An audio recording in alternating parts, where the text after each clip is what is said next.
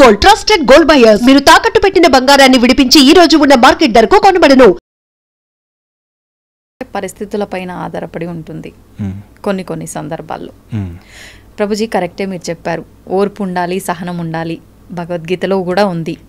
ఎలా అండి అసలు ఎలా సాధ్యపడుతుంది? మేము అనుకుంటున్నాం ఇలాంటి పెద్దవాళ్ళు చెప్పగానే నిజంగా ఓర్పుగా ఉండాలి, సహనంతో ఉండాలని, కానీ సాధ్యపడట్లేదు. ఎలా సాధ్యపడుతుంది? మనం అలవర్చుకోవాలి.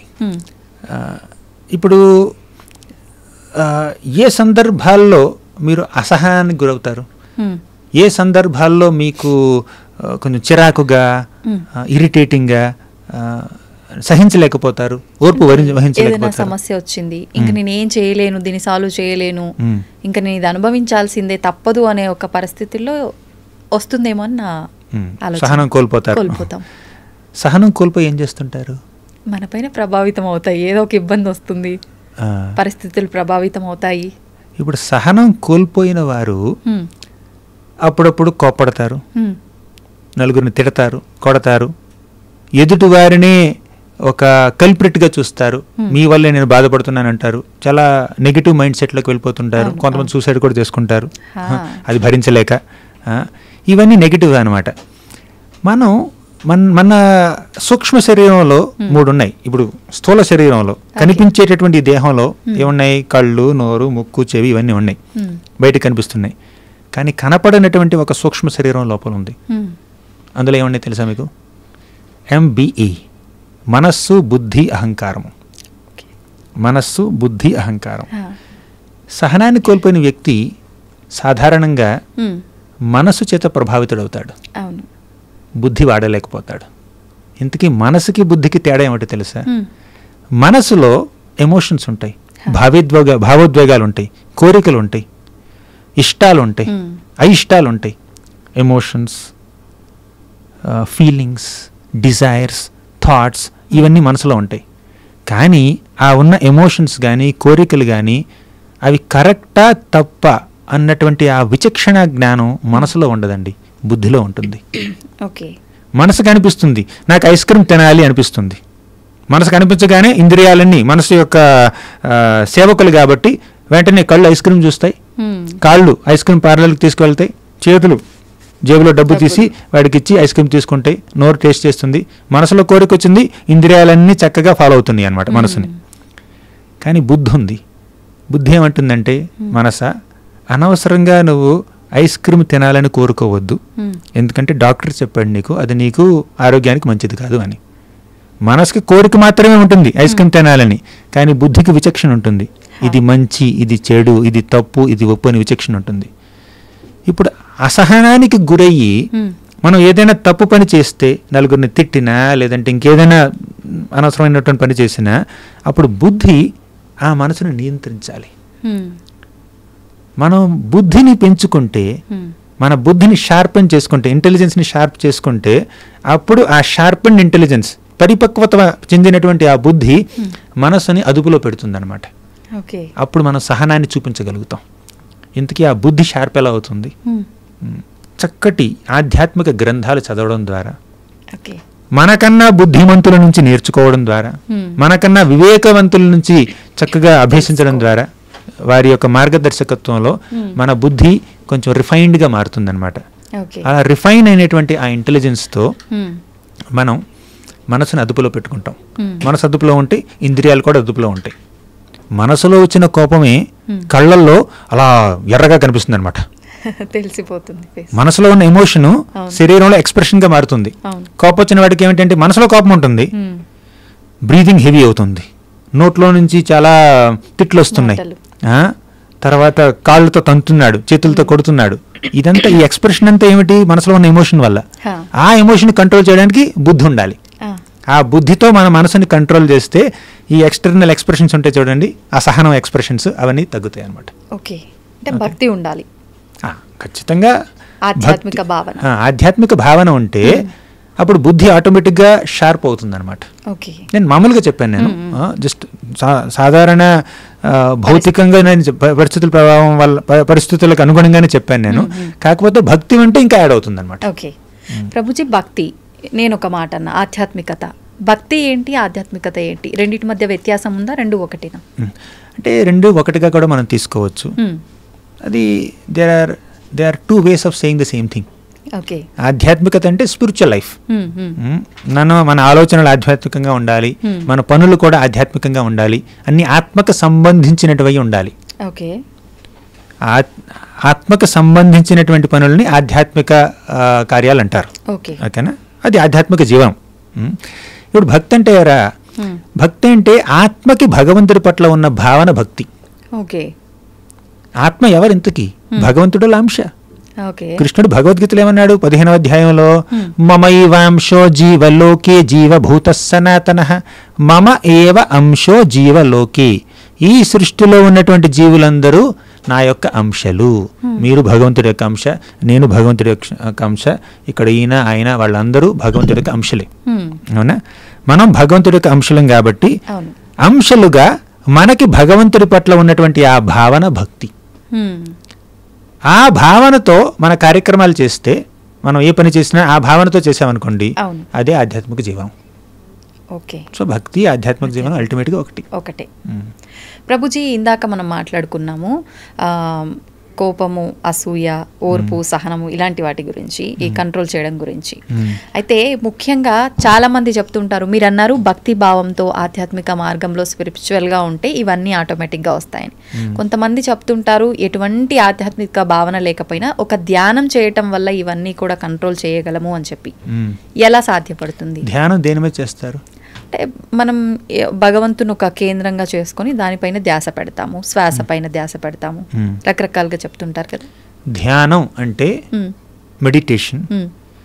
కాన్స్టెంట్గా ఒక దాని మీదే ధ్యాస పెట్టడం, అది ధ్యానం మీరు అన్నట్టే. ఓకేనా? అది కరెక్టే. మీరు నిరంతరంగా ఒక వస్తువు మీదో, ఒక వ్యక్తి మీదో, ఒక పుస్తకం మీదో, ఒక పెన్ను మీదో, ఒక రూపం మీదో, ఒక ఆకారం మీదో మీరు ధ్యాస పెడితే అది ధ్యానం. ఇక్కడ ధ్యానం అన్న మాట మనం కంటెక్స్ట్ చూసి అర్థం చేసుకోవాలి. ఓకే. ధ్యానం అంటే ధ్యాస పెట్టడం, దీని మీద ధ్యాస పెడుతున్నారు. చాలా వరకు కొంతమంది ఏమనుకుంటారంటే ధ్యానం అంటే నీ ఇష్టం, ఏం కావాలంటే ధ్యానం చెయ్యి. ఇప్పుడు వయసులో ఉన్నటువంటి ఒక కుర్రాడు ఒక కాలేజీలో ఉన్నటువంటి క్లాస్మేట్ మీద ధ్యానం చేయొచ్చు, అది వారి ధ్యానం. కొంతమంది ఇప్పుడు ఎవరికో గ్యాడ్జెట్ కావాలనుకోండి, వాడు మొబైల్ మీద ధ్యానం చేస్తాడు. కార్ కావాలనుకోండి, కార్ మీద ధ్యానం చేస్తాడు. ఇప్పుడు ధ్యానం అంటే డీప్ మెడిటేషన్. మనం దేని మీద మెడిటేట్ చేస్తున్నాం అది ఇంపార్టెంట్ కదా. ఇప్పుడు మీరు చేసే ధ్యానం భగవంతుడి మీద ధ్యానం చేస్తే ఆ ధ్యానం మనల్ని భగవంతుడికి దగ్గరికి తీసుకెళ్తుంది. కానీ మన ధ్యాస భౌతిక విషయాల మీద ఉందనుకోండి, ఆ ధ్యాస మనం ఎక్కడికి తీసుకెళ్తుంది చెప్పండి. అందుకే ధ్యానం అన్న మాటని మనం సందర్భోచితంగా అర్థం చేసుకోవాలి. ధ్యానం అంటే what do they mean, whoever is saying ధ్యానం, what do they actually mean. ధ్యానం అంటే అల్టిమేట్గా ధ్యానం అంటే భగవంతుడి మీద ధ్యానం చేయడం. ఒక పిసినారి డబ్బు మీద ధ్యానం చేస్తాడు, ఒక డాక్టర్ పేషెంట్ మీద ధ్యానం చేస్తాడు, పేషెంట్ మెడిసిన్ మీద ధ్యానం చేస్తాడు. అలా బిజినెస్ మైండెడ్ మనిషి ఏంటంటే బిజినెస్ మీద ధ్యానం చేస్తాడు. ధ్యానం అంటే ఆలోచించడం, బేసికల్లీ డీప్గా ఆలోచించడం, నిరంతరం దాని మీద ధ్యాస పెట్టడం. శ్వాస మీద అంటారు కొంతమంది. శ్వాస అంటే అది ప్రాణాయామం, కొంచెం ఆరోగ్యానికి పనికి వస్తుంది. కానీ భగవంతుడి మీద ధ్యాస పెడితే మనం ఆధ్యాత్మికంగా పురోగతి చెందుతాం. ఆ భగవంతుడి మీద ఎల్లప్పుడూ ధ్యాస పెట్టడం అంటే భక్తి. ప్రభుజీ, ధ్యానం టాపిక్ వచ్చింది కాబట్టి చాలామంది నేను భగవంతుని స్మరించుకుంటా, కాసేపు ధ్యానం చేసుకుంటా, భగవంతుని స్మరించుకోవడం కోసం అని చెప్పి కూర్చుంటారు. కానీ ఏకాగ్రత అనేది పెట్టలేకపోతుంటారు. ఆ రోజు వాళ్ళకి జరిగిన సంఘటనలే కావచ్చు, ఏదేదో అన్ని ఎప్పటిప్పటి వాడిని గుర్తుకు రావటము, ఏదో జరిగిపోయినట్టు అనిపించటము, మొత్తానికి ఏకాగ్రత అనేదే కుదరదు. ఎలా సాధ్యపడుతుందంటారు ఏకాగ్రత అనేది? కృష్ణుడు భగవద్గీతలో 6వ అధ్యాయంలో 26వ శ్లోకంలో ఏకాగ్రత గురించి చెప్పాడు. యతో యతో నిశ్చలతి మనశ్చంచలమస్థిరం తతస్తతో నియం యైతద్ ఆత్మన్యేవ వశం నయేత్. యతో యతో నిశ్చలతి మనశ్చంచలమస్థిరం. ఎప్పుడైతే మనసు చంచలంగా మారుతుందో, మీరు దేని మీద ధ్యానం పెట్టాలో దాని మీద ధ్యానం పెట్టకుండా ఎప్పుడైతే మనసు అటు ఇటు వెళ్ళిపోతుందో, అప్పుడు ఆ మనసుని మళ్ళీ తీసుకువచ్చి మీరు దేని మీద ధ్యానం చేయాలో దాని మీద కేంద్రీకరించండి, ఇలా అభ్యసించండి, ఇలా ప్రాక్టీస్ చేయండి అన్నాడు కృష్ణుడు. ఇప్పుడు మనం ధ్యానం చేయాలని కూర్చున్నాం, భగవంతుడి మీద ధ్యానం చేయాలని, నామధ్యానం చేయాలని, లేదంటే రూపధ్యానం అని, గుణధ్యానం అని, లీలా ధ్యానం అని. అర్థమైందా? ఇన్ని రకాలు ఉంటాయి. ధ్యానం అంటే భగవంతుడి యొక్క నామ రూప గుణ లీలల మీద ధ్యానం చేయడం. నామధ్యానం అంటే భగవంతుడి నామాన్ని, ఓం నమో నారాయణాయ, హరే కృష్ణ కృష్ణ కృష్ణ హరే హరే, హరే రామ రామ రామ హరే హరే, ఓం నమో భగవతే వాసుదేవాయ. కృష్ణ, రామ, గోవింద, ముకుంద, మధుసూదన, త్రివిక్రమ, వామన, ఆయనకి ఎన్నెన్నో నామాలు ఉన్నాయి. ఆ నామాల్ని తలుచుకోవడం నామధ్యానం. ఓకే. లీలా ధ్యానం అంటే భగవంతుడికి ఎన్నెన్నో లీలలు ఉన్నాయి. అవి గుర్తు చేసుకో. గోవర్ధన పర్వతాన్ని ఎత్తాడు చిటికిన వేల మీద, 7 ఏళ్ల వయసులో, 7 పగళ్ళు 7 రాత్రులు అలా అలా చేతి మీద నిలబెట్టాడు ఆయన. ఆ లీలల్ని ధ్యానం చేయడం లీలా ధ్యానం. రూపధ్యానం అంటే చక్కగా గుళ్ళోకి వెళ్ళి భగవంతుడి యొక్క దివ్యమంగళ విగ్రహాన్ని అలా చూస్తూ, ఆ వెంకటేశ్వర స్వామి విగ్రహాన్నో, రాముల వారి విగ్రహాన్నో, కృష్ణుడి విగ్రహాన్నో, భద్రాచలానికి వెళ్ళండి, రాముల విగ్రహం చక్కగా కనిపిస్తుంది. ఆ విగ్రహాన్ని చూసి ఇప్పుడు ఆయన యొక్క కాళ్ళని, చేతుల్ని, ముఖాన్ని, చిరుమందహాసాన్ని అలా ధ్యానం చేయడం రూపధ్యానం. ఇలా నామధ్యానం, రూపధ్యానం, లీలాధ్యానం, గుణధ్యానం ఉంది. గుణం అంటే భగవంతుడికి ఎన్నెన్నో సద్గుణాలు ఉన్నాయి. అభిరామ గుణాకర దాశరథే జగదేక ధనుర్ధర ధీరమతే రఘునాయక రామ రమేశ విభో వరదో భవదేవ దయాజలధే. దయాజలధి, దయ అనేది ఒక గుణం ఆయనకి. గుణాకర, ఎన్నెన్నో గుణాలకి ఆయన నెలవు, గుణనిధి ఆయన. ఆయన గుణాల్ని మీరు కీర్తించండి. మంచి బాలుడని, ఒక దయామయుడని, ఆయనలో ఒక కృతజ్ఞతా భావం ఉందని, భక్త వాత్సల్యం ఉందని ఆయన గుణాలని ధ్యానం చేయడం. ఇలా భగవంతుణ్ణి మనం ధ్యానిస్తే, భగవంతుడి యొక్క నామాలని కానీ, రూపాలని కానీ, గుణాలని కానీ, లీలల్ని కానీ గురించి మనం ధ్యానం చేస్తే అటువంటి ధ్యానం మనల్ని భగవంతుడికి దగ్గరికి తీసుకువెళ్తుంది. కానీ వేరే ధ్యానాలు చేస్తే ఏం ధ్యానం చేస్తాం అటు వెళ్తుంది మనసు. మీరు అన్నట్టు, మీరు అసలు ప్రశ్న నుంచి మనం ఎక్కడికో వెళ్ళినట్టున్నాం. అసలు ప్రశ్న ఏమిటంటే, ధ్యానం చేయడానికి కూర్చుంటే ఏకాగ్రత ఉండదు, అటు ఇటు వెళ్ళిపోతుంది మనసు. దాన్ని మళ్ళీ మనం ఎలా కేంద్రీకరించాలంటే ప్రాక్టీస్ చేయాలి. ఎప్పుడైతే మనసు అటు ఇటు వెళ్ళిపోతుందో ఆ మనసుని మళ్ళీ తీసుకొచ్చి మనం చేసే పని మీద లగ్నం చేయాలి. అది ఎలా సాధ్యం అంటే, మళ్ళీ మనసు బుద్ధి గురించి మాట్లాడదాం మనం. ఒక తల్లి ఉంది, వాళ్ళలో ఒక చిన్న బిడ్డను కూర్చోబెట్టుకుంది. మా అయితే 1 సంవత్సరం వయసు అనుకోండి. ఆ బిడ్డ ఏమిటంటే, తల్లి ఒళ్ళోంచి అలా బయటికి వెళ్ళి అలా ఆ బాటిల్ తీసుకున్నాడు, ఆడుకుంటున్నాడు బాటిల్తో. తల్లి ఆడుకొనిచ్చింది. తర్వాత ఈ పెన్ను తీసుకున్నాడు, ఆడుకుంటున్నాడు. మెల్లిమెల్లిగా ఆ పెన్ను తీసి కంట్లో పెట్టుకుంటున్నాడు, నోట్లో పెట్టుకుంటున్నాడు. వెంటనే పెన్ను తీసేసింది తల్లి. అంటే తల్లి ఏం చేస్తుంది అక్కడ, పిల్లవాడు అంటుకున్నటువంటి ఆ వస్తువు తనకు సరిపడిందైతే, ఎటువంటి హాని చెయ్యకపోతే ఆడుకొనిస్తుంది. ఒక బొమ్మ పట్టుకున్నాడు, ఒక యాపిల్ పండు పట్టుకున్నాడు, సరే ఆడుకో అంటుంది. కత్తి పట్టుకున్నాడు, ఇంకేదైనా షార్పు పొదునైనటువంటి వస్తువు పట్టుకున్నాడు, తల్లి ఏం చేస్తుంది, వెంటనే బిడ్డని ఒళ్ళోకి లాగేసుకుంటుంది, దాన్ని తీసి పక్కన పెట్టేస్తుంది. ఎందుకంటే పిల్లవాడికి వివేకం లేదు, విచక్షణ లేదు, అమాయకుడు, బాలుడు కాబట్టి. అదేవిధంగా మనసు కూడా అప్పుడప్పుడు ఆలోచన ఉండదు. ఆలోచన ఉంటుంది, అది మంచిదా చెడుదా అన్నటువంటి ఒక విచక్షణ ఉండదు.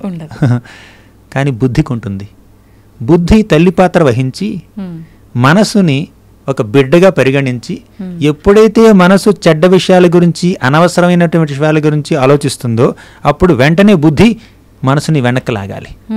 అవునా? మనం ధ్యానం చేయడానికి కూర్చుంటే మనసు అటు ఇటు వెళ్ళిపోతుంది అంటున్నారు కదా మీరు.